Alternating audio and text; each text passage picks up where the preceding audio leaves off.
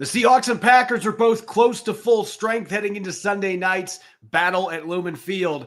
But could there be an absence in Green Bay's secondary that Seattle can take full advantage of? We'll be breaking it all down here on our Blue Friday edition of Locked On Seahawks.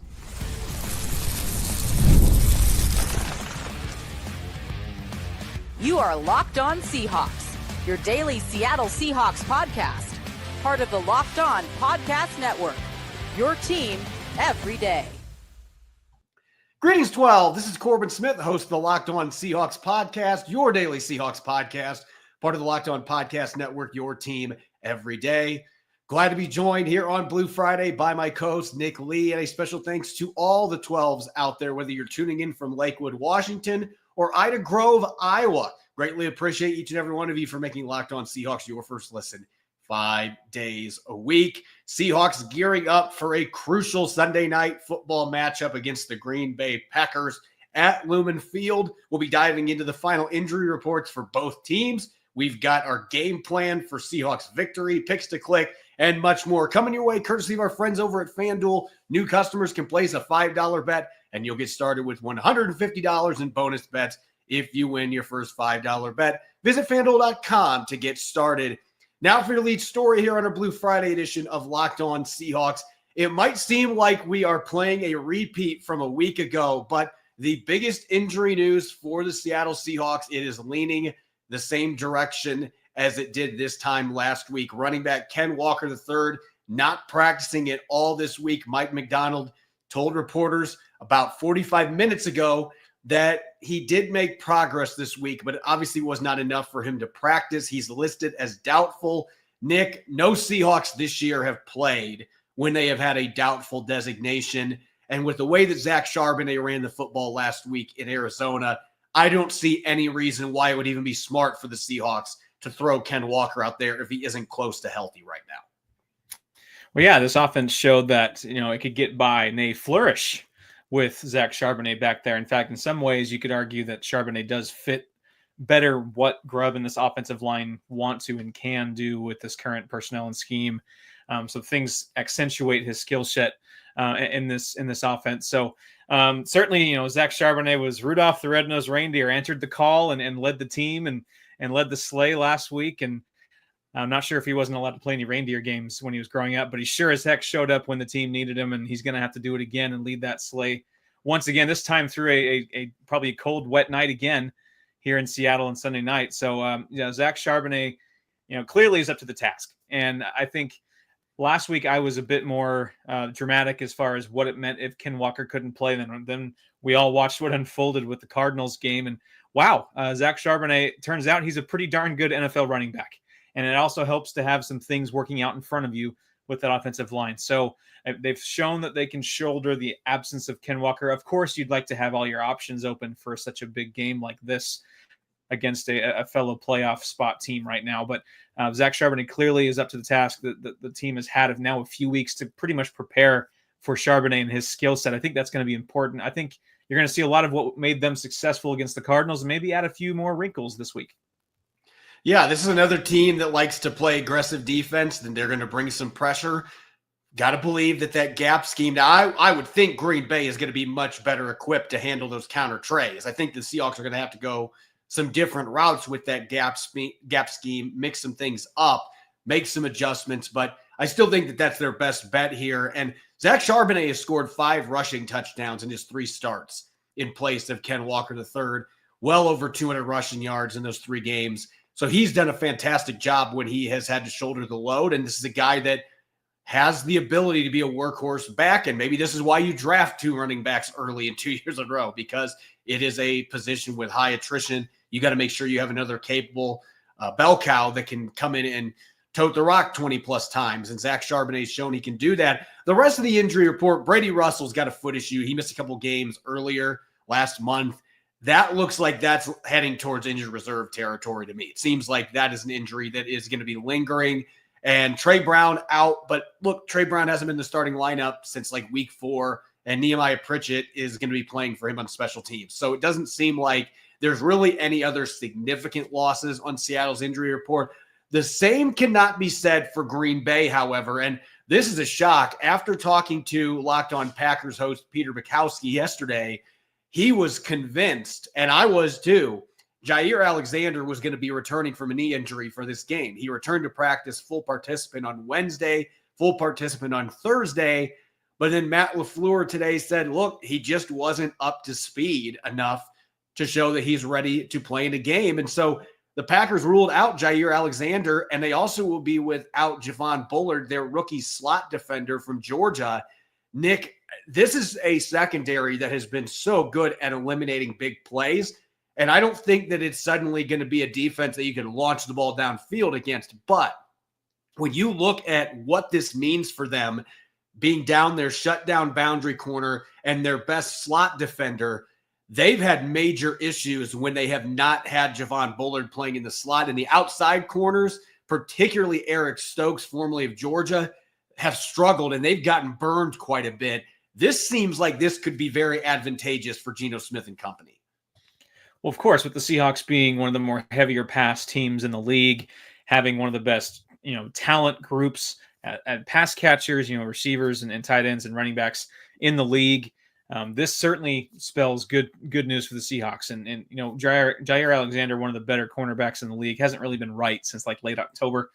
And really, this is could be a big swinging point in this game, because I expect this to be a fairly, maybe, I don't know, slugfest might not be the right word just because of how the two teams attack each other, but there's going to be some fireworks on offense, I think. And even with the defensive improvements the Seahawks have made over the last couple months, this is a very, very good Packers offense. We'll dive into this in a second, but they're going to have to answer. They're going to have to answer perhaps a left hook from the Packers offense with one of their own, or an uppercut or something. And you like what you see now on the perimeter, because the Seahawks really do have one of the more talented perimeter talent groups in the whole NFL, with of course Metcalf, JSN, Lockett, and this collective group with Ryan Grubb scheming it up for Geno Smith to try to dish it out. So that is, I think, perhaps the Seahawks' greatest advantage. In fact, I was really on the fence, Corbin, about who to pick in this game, and I don't want to spoil anything. I think it's going to be really close. This could be one of those things that might decide the game. We'll have to find out later in our predictions, but this could be that big of a deal. Maybe not, all game, Geno Smith throwing for, 350 yards or something, but one big play, a 3rd and 8 where something breaks down with the Packers coverage, or, it's 3rd and goal from the 8 in the red zone, something breaks down where the Seahawks can take advantage. A big play like that could really make a difference. And I'm watching that slot position because Keyshawn Nixon is most likely going to be the one that slides inside without Javon Bullard. And Keyshawn Nixon has given up 5 touchdowns from the slot this year.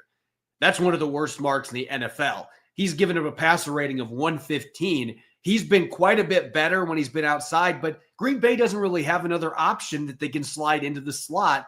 So Nixon going up against Jackson Smith and Jigba, and Tyler Lockett and Metcalf sometime in the slot, Jake Bobo with his size, that is a potential worry for the Packers as well. So there's a ripple effect when you're missing Jaire Alexander and you're missing your lead slot defender as well. Can the Seahawks capitalize? That's going to be the big question in a game that, even if the conditions are wet and rainy, you would think there's going to be a little bit more offense in this game just because of the talent and the coaching. Look, Green Bay's got an awesome offensive head coach in Matt LaFleur. And then Seattle's obviously got Mike McDonald on the defensive side. It's one of those something's got to give type matchups. I do expect there's going to be a little bit more offense in this game than what we've seen in some of the recent ones, because Green Bay is a very talented football team, and there's a lot of things they've got going for them coming into this game. So there might be a very thin margin for error for both sides. And one guy being out in the secondary for Green Bay, or if Ken Walker not being out ends up impacting this game more than last week, those might be the difference between who wins and loses in what I'm expecting is going to be a back and forth close affair. When we come back, we're going to be looking at what the Seahawks need to do to get a 5th consecutive victory as they host the Packers on Sunday Night Football. We've got our Game Plan Friday segment coming up next year on Locked On Seahawks.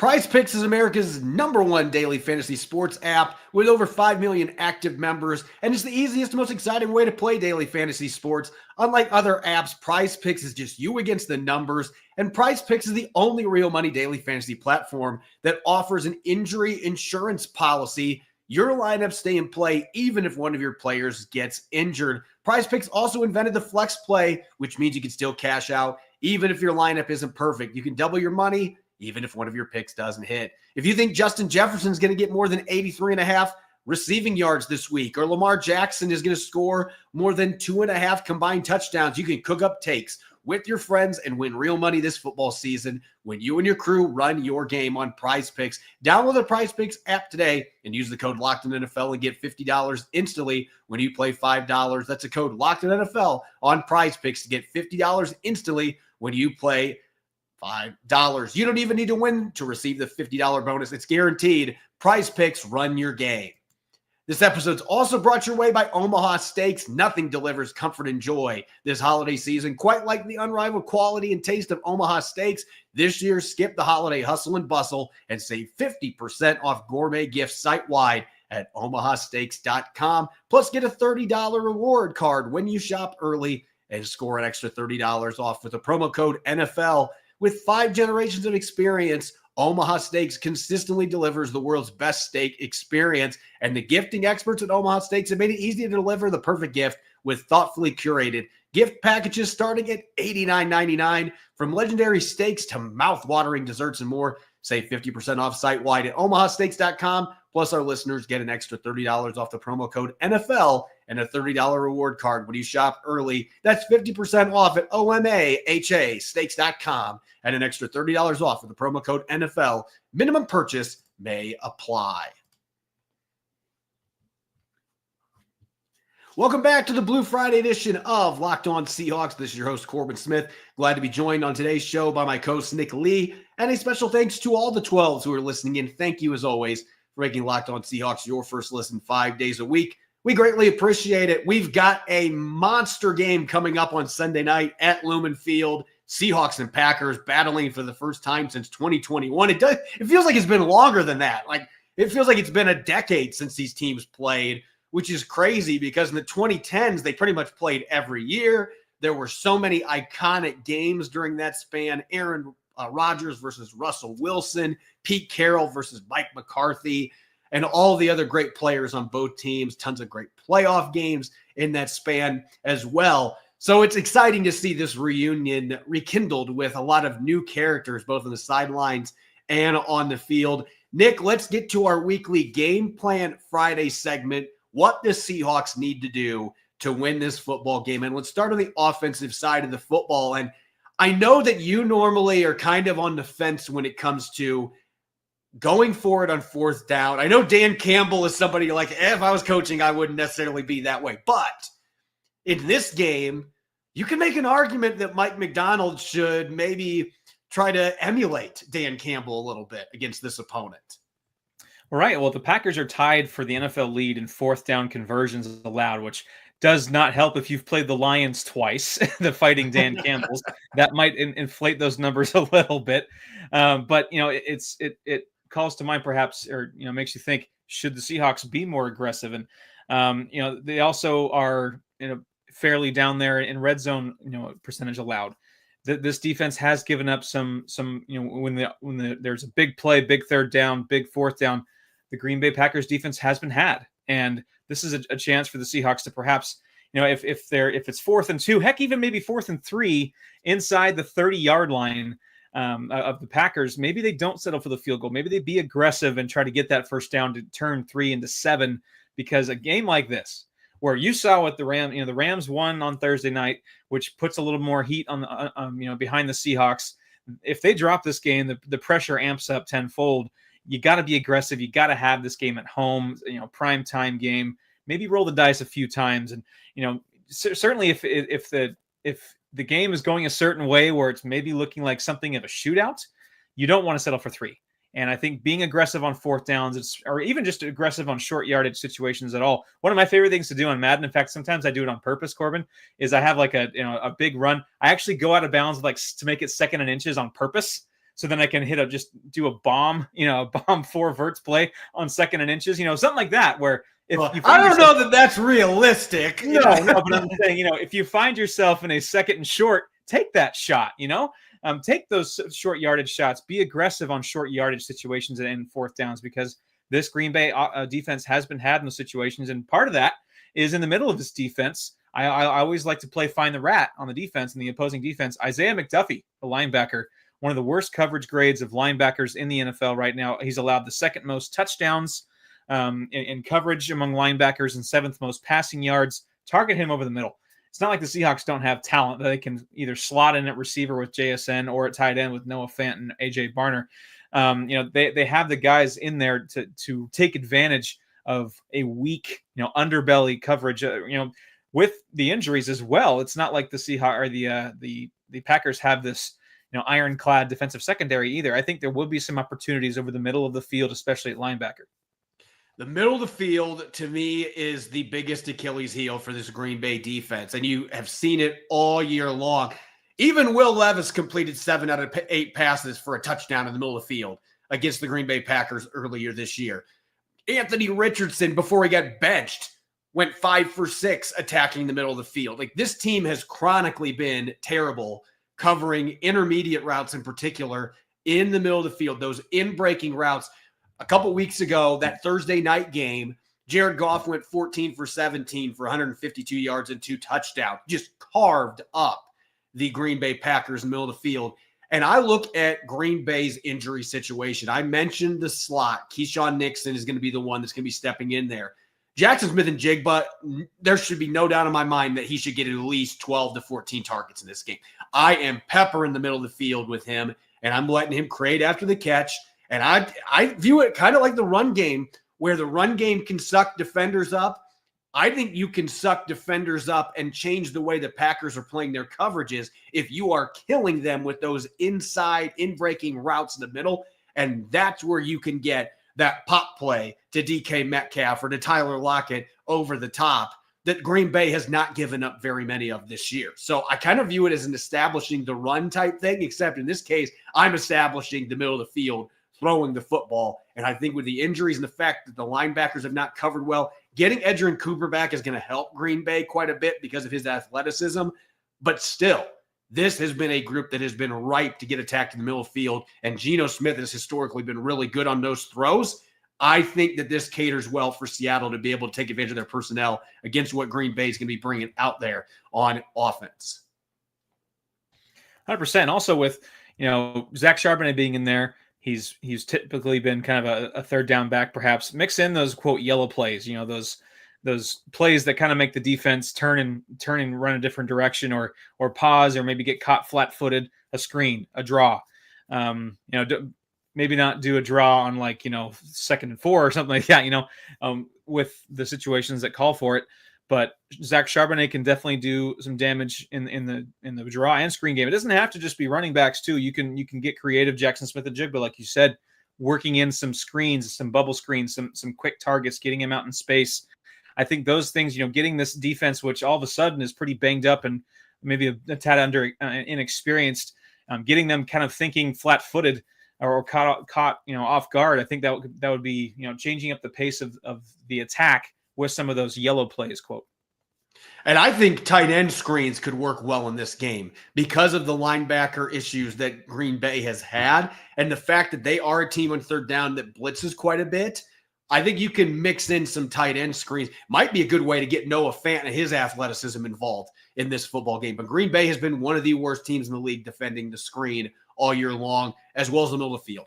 You take advantage of those until they prove that they can stop those, and then you can adjust your offensive game plan. But I think you've got to take advantage of both those aspects that have been season-long problems for the Green Bay Packers. On the defensive side of the football, Nick, the Seahawks obviously have been playing as well as anybody, giving up under 14 points per game. On the flip side, Green Bay has been putting a ton of points on the board, even in that loss to Detroit last week, more than 30 points in that game. This is an offense that can run the football at a high level. They've got a number of weapons. I think Tucker Kraft is a top 3 tight end in the NFL at this point. He is fantastic in his 2nd season. There's a lot of weapons to deal with. How does Mike McDonald's defense get it done against this high-power Green Bay offense? Well, I'm starting off with kind of what we talked about with the Cardinals game is a little bit of the Where's Waldo with Devin Witherspoon, even Leonard Williams, opening up the playbook a little bit, simulating pressure, mixing it up a little bit there. Jordan Love can cough it up a little bit. He's been better about it, but he can, make the errant throw and find the hole in the fence along the offensive line. So we have about a half acre here in Olympia, and sometimes it's hard to maintain such a big fence or, fence line. And we've built a fairly sturdy and reliable fence, much like the Green Bay Packers offensive line, but that does not mean our cheeky, stupid dogs don't find a hole or a weak spot in those fences sometimes. And the Seahawks got to be that with this fairly solid offensive line for the Packers, digging under that fence a little bit. The interior, the center, Josh Myers and Sean Ryan, the right guard, are two of the weaker links in that offensive line. Maybe using those sim pressures and blitzes and kind of mixing it up, stunting along the interior, find that hole in the fence. Maybe along the interior right side. It's not like you're lacking talent on the interior with guys like Leonard Williams and Jaron Reed and company. So I like that combination of, obviously, the Packers offensive line is fairly solid, but if there is a weak point, it's at center and right guard. Yeah, they've had some issues at that pivot position, not quite to the level the Seahawks had until Oluwatimi took over as a starter, but they've had their issues at that center spot the last couple of years. The tackles have been rock solid. The guards have been pretty solid for the most part, and they're all really good run blockers. So that's something to keep in mind. And that leads me into my point here. And you could say this about every game, but I think there are certain teams where you really have to preach tackling and flying to the football. And I think the Green Bay Packers are absolutely one of those select teams where if you were not bringing your hard hat after the catch or with running backs hitting the line of scrimmage, Josh Jacobs, the Seahawks should know this really well from a couple years ago. Josh Jacobs ran for like 800 yards in that game at Lumen Field. This guy is a tackle-breaking machine, and he doesn't just run over people. He is surprisingly nimble for a bigger back. He will make you miss in space, racks up a ton of yards after contact. Seattle's got to have multiple defenders meeting at him at the line of scrimmage and make sure that he's not falling forward. They got to try to find a way to limit the yards after contact. And in the passing game, Jacobs can make an impact that way. A few of the receivers for Green Bay can cause problems after the catch. But Tucker Kraft, the tight end I mentioned, is the one that really worries me because this guy at 260 pounds is an absolute freak athlete. Like, I think it was the other night when they were playing the Lions that he was laying on his back and he just moved his feet back and then just launched himself up and landed on his feet like he was a 260-pound freak. And he creates so much yardage after the catch. He's got 7 touchdowns already this year. When he gets his hands on the ball, you better have about 5 defenders coming in droves ready to bring him down and limit his damage. And the receivers, the same thing. But Kraft is the one that really scares me because that's how you get sustained drives. That's how you extend them, and you get those 6+ minute possessions that Green Bay likes. And if they're able to do that, it's going to be really hard to win this football game. Right, yeah. It's not just Josh Jacobs out of the backfield, like you mentioned, who he is 3rd in yards after contact among running backs. Tucker Kraft 5th among tight ends in yards after catch. That even feels low. And then Jaden Reed himself, they have a decent crop of wide receivers as well. Jaden Reed 9th among wide receivers in the NFL with yards after catch per catch. So when he does get the ball in his hands, he does make some damage. So limiting those big plays, because if this turns into a shootout, it might not go the Seahawks' way. With the Seahawks relying fairly heavily on that defense that they've developed into. Just tackle, and make sure Josh Jacobs doesn't do another one of those. I still sometimes wake up in a cold sweat at 3 a.m. about that game he had at Lumen Field a while back. Yeah, he rushed for, I believe, 229 yards in that game, but it felt like more than that. And he had the 60+ yard game-winning touchdown in overtime. Yeah, he's had success against Seattle over the years. You cannot let him get rolling. The tackling aspect, the swarming to the football, that is going to be crucial for the Seattle Seahawks to limit those extra yards and try to limit the possessions and make sure you get some quick stops against this team and don't let them wear you down physically as this game unfolds. When we come back, we've got our picks to click, we've got our game predictions, and much more heading into Week 15. Don't go away. You're listening to the Locked On Seahawks podcast, Blue Friday edition. This episode is brought your way by our friends over at FanDuel. Get ready for the closing stretch of the NFL season with FanDuel, America's #1 sportsbook. Right now, new customers can bet $5 and get $150 in bonus bets if you win. The FanDuel Sportsbook app gives you everything you need to place live bets in the NFL all in one place. So when you get caught in the middle of the game with a hunch, you can check out the latest stats, view live play-by-play, and so much more on the same page where you place your bets. You can bet on everything from Geno Smith and Jordan Love scoring a combined 6 or more touchdowns on Sunday night, or Josh Jacobs being the first skill player on either team to find the end zone at Lumen Field. Just visit FanDuel.com to join today. You'll get started with $150 in bonus bets if you win your first $5 bet. That's FanDuel.com. Never waste a hunch and make every moment more with FanDuel, an official sportsbook partner of the NFL. Welcome back to the Blue Friday edition of Locked On Seahawks. I'm your host, Corbin Smith. Glad to be teaming up on today's show with my co-host, Nick Lee. And a special thanks to all the 12s who are listening in. And thank you, as always, for making Locked On Seahawks your first listen 5 days a week. We greatly appreciate it. Seahawks-Packers. It is on at Lumen Field on Sunday Night Football. The Packers coming in with a 9-4 record, but they're in third place in the NFC North. I mean, that's all you need to know about this division, how ridiculously good it is. It might be the best division that I have seen in the last 15 years in terms of elite teams at the top. Seattle gets to play 2 of them in a row, Minnesota next week, but you got to take it one game at a time. Seattle does get home field advantage here. They've won 4 straight, so they're as hot as anybody. Let's look at our picks to click, and we'll start on offense. Last week, we had that dichotomy situation where you picked Ken Walker III, I picked Zach Charbonnet. I think it's safe to say who won that one. Let's get to our offensive picks to click for week 15. Nick, who are you rolling with to have a big game against Green Bay? Well, I was watching that Rams 49ers game last night, and old friend Colby Parkinson making a big catch to salt it away at the end for the Rams. And I thought, why can't the Seahawks do that with something of their new unheralded tight end? Give me AJ Barner this week. Whoa. And I'm not saying he's going to go 8 catches for 100 yards and 2 touchdowns. That's not what I'm saying here. In fact, I'm saying he's going to get exactly 1 catch. Hear me out. Going to get 1 catch. He's had 22 catches this year. 13 of them are for first downs. He's made some big catches in big spots this year. Give me 1 catch, but that 1 catch, Corbin, will give them the first down that decides the game. Spoiler alert for later. I think he's made some impactful catches, even with just a small sample size. He's also been fairly good at blocking, and so I'm going to say he gets 1 big catch and is also solid in the run or in the blocking game at run and pass blocking, where he makes an impact. So, with also, if you want to, this is a cherry picking stats time with Nick Lee. If you go minimum 5 targets, he actually has the highest on the team of passer rating when targeted on the whole team is AJ Barner, minimum 5 targets. So there you go for a cherry pick stat. So give me AJ Barner, a big catch and a nice game blocking. So you're going for 1 signature play. I'm sticking with the whole game. And look, I already mentioned his name. It's probably feeling like a spoiler alert here, but I just love the matchup for Jackson Smith and Jigba in this game. Green Bay's inability to defend the middle of the field. That is where Jackson Smith and Jigba lives and breathes. That's where he inflicts his damage. That's where he creates after the catch.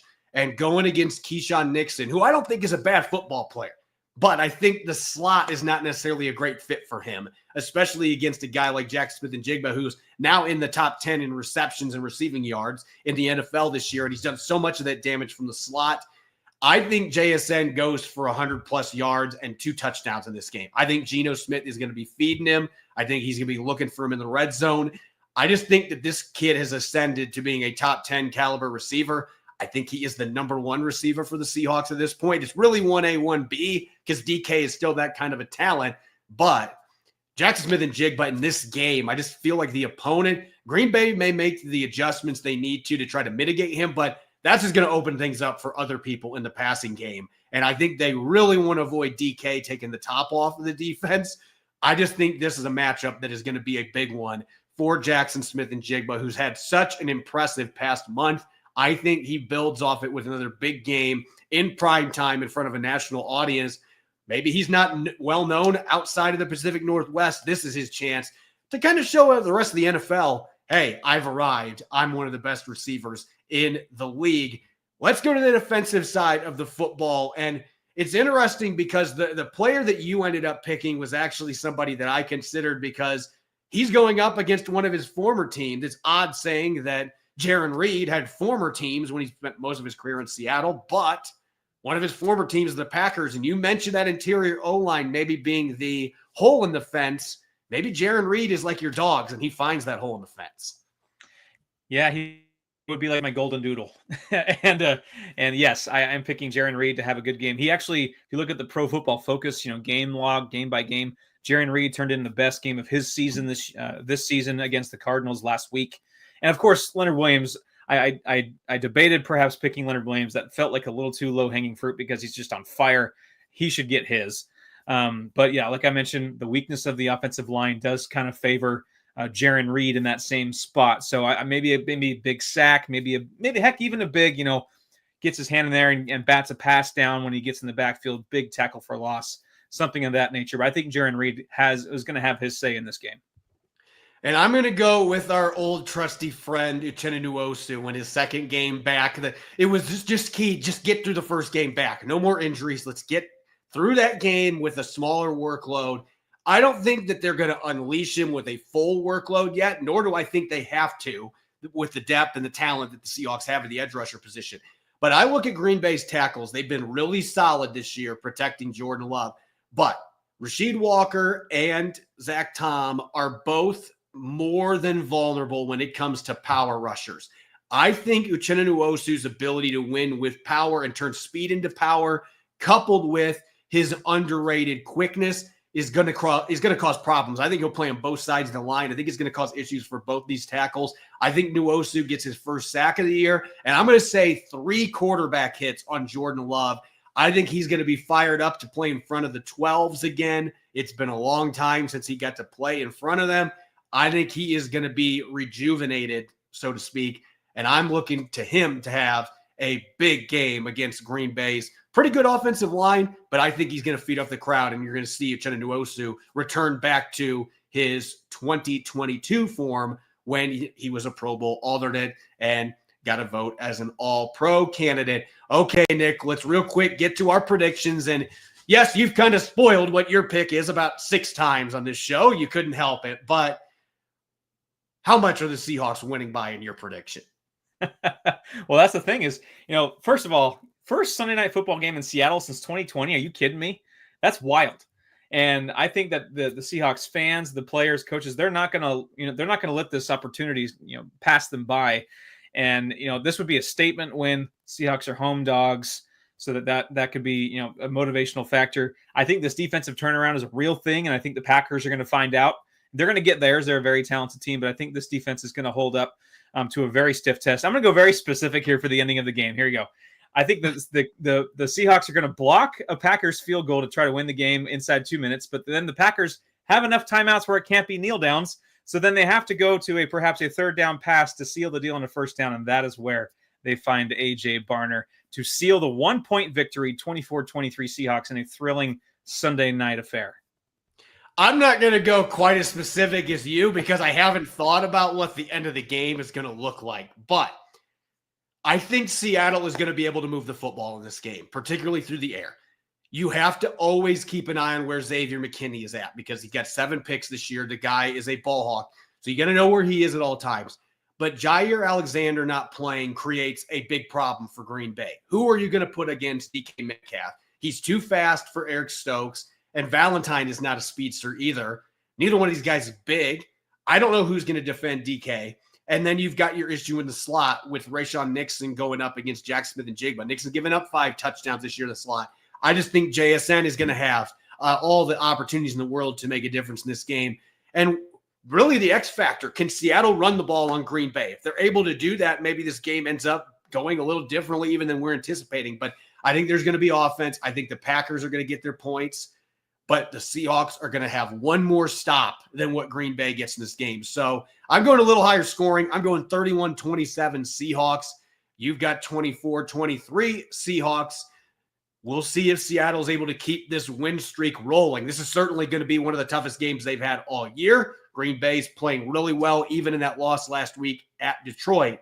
More than proved themselves as a capable contender in the NFC. You got to bring your A game. We'll see if the Seahawks answer that call and can stay atop the NFC West. As always, you can follow me on X and Blue Sky at Corbin Smith NFL. You can follow Nick at Nick Lee 51. Make sure to subscribe to Locked On Seahawks on YouTube and wherever you listen to your podcast to make sure you don't miss a single episode. Coming up on Sunday, yes, it's going to be late, but we will have a post-game show after Sunday Night Football, diving into our game balls and hopefully a fifth straight Seattle Seahawks victory. Hope you'll be tuning in and enjoy your weekend. Enjoy the game. Go Hawks.